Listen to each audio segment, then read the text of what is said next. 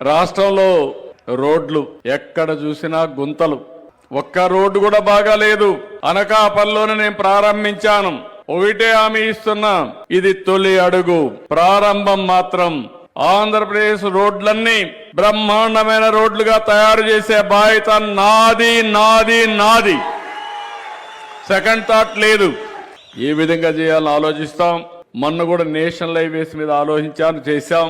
మన రోడ్స్ కూడా state highways అన్ని బాగా చేస్తాం. పంచాయతీరాజ్ రోడ్డు కూడా ఎట్టటి చేయాలని మనం వర్కౌట్ చేద్దాం. అర్బన్ ఏరియాలో మీరు చూస్తే ఎక్కడ గొంత కనపడకూడదన్నా, గొంత కనపడితే మున్సిపల్ కమిషనర్ కథ చూస్తా. ఎక్కడ కూడా ఇప్పుడు మీ కమిషనర్ మన మేయర్ కూడా ఉన్నాడు, ఎక్కడ కూడా పార్ట్ హోల్ లేకుండా చూడాలి. నీ బాధ్యత. పార్ట్ హోల్ ఉంటే మాత్రం నీ పదవి గండం. కాబట్టి అవన్నీ కూడా చేసి, ఇదే కాదు మనం పెట్టింది వేస్ట్ ఎనర్జీ ప్లాంట్.